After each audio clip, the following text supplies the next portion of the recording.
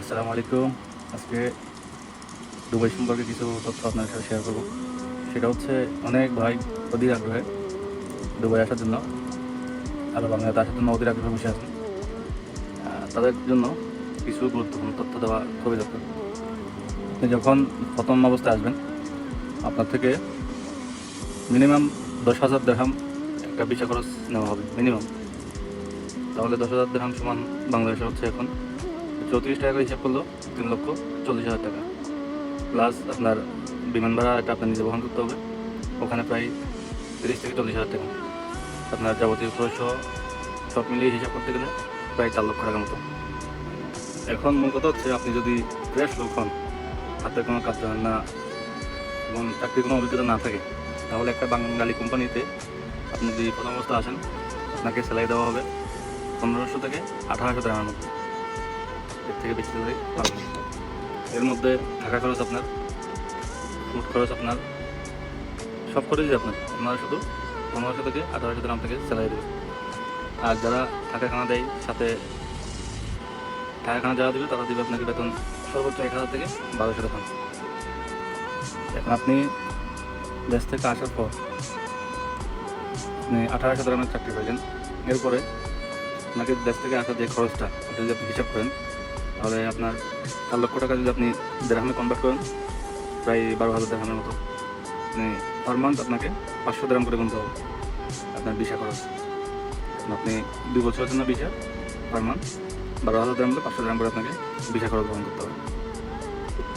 এরপরে আপনার থাকা খাওয়া, এখানে দুবাইতে হলে আপনার মিনিমাম 300 থেকে 350 মধ্যে আপনার খাবার খরচ হয় আর কি।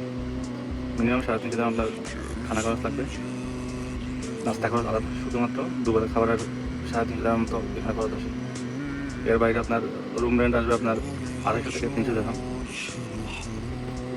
এরপর আপনার পার্সোনাল খরচ, নাস্তা বিল, লন্ড্রি বিল, নেট ইউজ করলে নেট বিল। যদি একেবারে মিনিমাম হিসাবটা করেন, তাহলে হবে আপনার 350 দিরহাম রুম রেন্ট, 350 দিরহাম আপনার খাবার দুবেলা।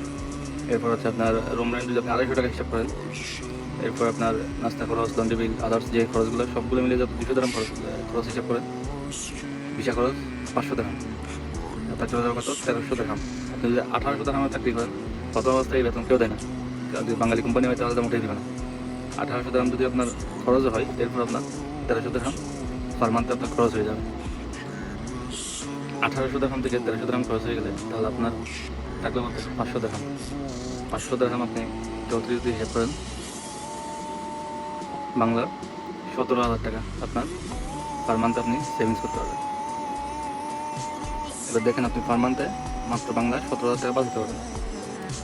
এখানে ইমারতে পার্ট টাইম কোনো কিছু করার কোনো সুযোগ নেই, এক্সট্রা কিছু করার কোনো সুযোগ নেই। এখানে আপনার সিআইডি তৎপরতা এত বেশি, আপনি একদিন করলেন, 2 দিন করলেন, 3 দিন থেকে এক্সট্রা কিছু করতে গেলে একদিন থেকে ধরা যায়। এখানে লং টাইম কোনো কিছু করা পসিবল হয় না। হ্যাঁ, যদি আপনি রিজেক্ট থাকে সেটা হচ্ছে ভিন্ন বিষয়, কিন্তু এখানে খুব কম মানুষ টিকতে পারে। সবচেয়ে বড় বিষয় হচ্ছে এখানকার ডিউটিগুলো এমনভাবে শিডিউল করা হয়, আপনি চাইলেও বাইরে কিছু করতে পারবেন। এখন চিন্তা করেন, আপনার প্রতি মাসে 17,000 টাকা বাঁচিয়ে পরবর্তী ভিসা লাগানোর জন্য কোম্পানি যদি দেয়, কোম্পানি তো দেয় না, ম্যাক্সিমাম ক্ষেত্রে দেয় না, যদিও দেয় হাফ দেয়, খুব কোম্পানি কমই দেয়। বাংলাদেশি কোম্পানিগুলো কেনা বললে চলে। তাহলে আপনার লাইফটা কোথায়? যে স্ট্রাগলটা এখানে করবেন, সেটা এখন থেকে বাংলাদেশে করা শুরু করেন। কারণ এখন তার এখানকার ভিসার জটিলতা, এটা কখন শেষ হয় কোনো নির্দিষ্ট কোনো সময় নেই, নির্দিষ্ট কোনো খবরও পাওয়া যাচ্ছে না।